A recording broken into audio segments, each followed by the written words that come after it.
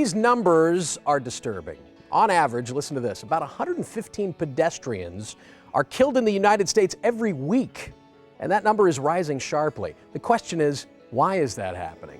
Our next guest says, there's blame to go around. Andy Crouppen is with the law firm Brown & Crouppen. Andy, nice to have you here. Good to see you. So we checked the latest numbers from the feds and the detailed stats that they keep. Number of pedestrian deaths up 46% in the last decade. Yeah. That sounds kind of scary. What's going on here? How long ago did that iPhone come out originally? You don't say. No, I mean, I think that's distraction. There's definitely a correlation there. Yeah. I really noticed it. I used to ride my bike a lot more than I do now on the street, and at some point you just stop. I mean, I'm sure we've all had experiences. I just had one, a month or two ago where I was crossing a street. I had the right of way, had the walk signal, and I see a car coming right at me, and this guy is not looking at me. And you kind of think for a second, I don't know, do I go run that way or that way? And finally he looked up and saw me. But, those things happen a lot. People are looking at their phone. They think, I'm just going slow. What's going to happen? But a pedestrian could happen. So I think that's a lot of it.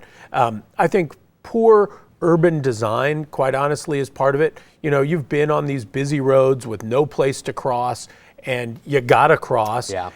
You see it downtown all the time. People, you're between, you've got 5 blocks to a crosswalk this way and 3 blocks that way. So they say, forget it. I'll risk it. That's dangerous. Yeah. Over on McCausland, there was a restaurant over there. It's still there. I don't want to name the name, but where people kept getting hit. There was no crosswalk. It was a busy street, and so finally they put in a crosswalk. And I don't think I've heard of anybody getting hit since. But those types of things really contribute to it. Human bodies aren't getting any stronger, but vehicles tend to get bigger.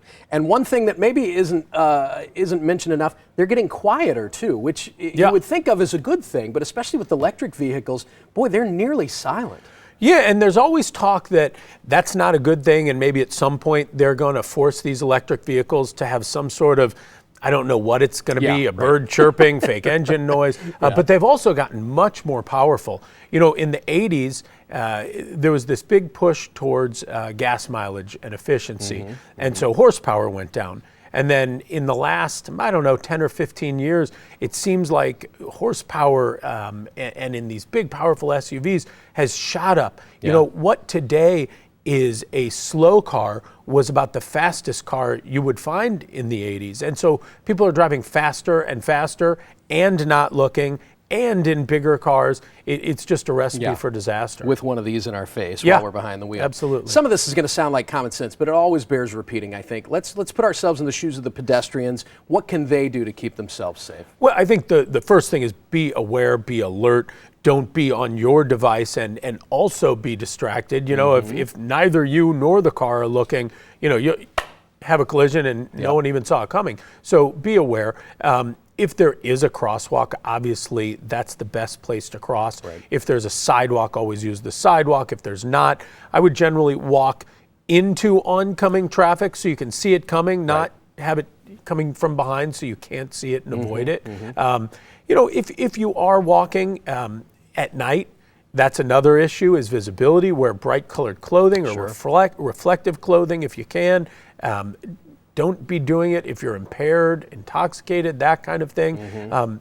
Uber has become, and Lyft, I might as well mention both of them, have become so ubiquitous and easy to use. They're everywhere. It takes a minute. And that $15 ride share is going to be a lot cheaper than your medical bills if you were. Or your life, that's absolutely. True. That's true. And a lot of those same rules apply if you're behind the wheel, too. A lot of the same safety protocols. Don't be so distracted. Eyes on the road and to the sides of the road as well. Yeah.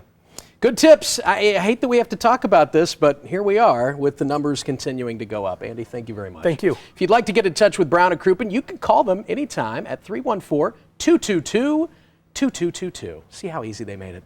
Or visit their website. That would be getbc.com.